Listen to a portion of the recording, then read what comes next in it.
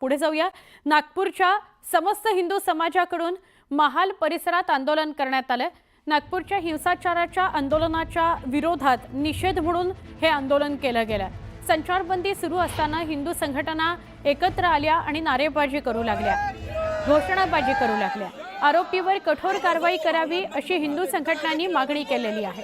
मुस्लिम समाजाच्या दुकानांमधून वस्तू खरेदी यापुढे केली जाणार नाही अशी शपथ या काहींनी घेतलेली आहे। मनाची मनासी जरी युद्ध आहे तरी फुलासारखा आम्ही सनातनी सुद्धा आहे आणि तुला ना पाहिजे जसा ना मी आहे, कधी बुद्ध आहे कधी कृष्ण आहे।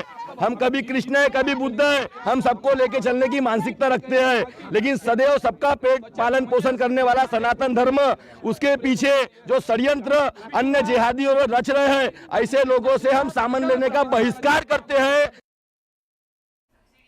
एक महत्त्वाची बातमी खुलताबादमधून। खुलताबादमध्ये ड्रोन उडवण्यावर बंदी घालण्यात आलेली आहे। छत्रपती संभाजीनगर इथल्या खुलताबाद इथंच ही औरंगजेबाची कबर आहे।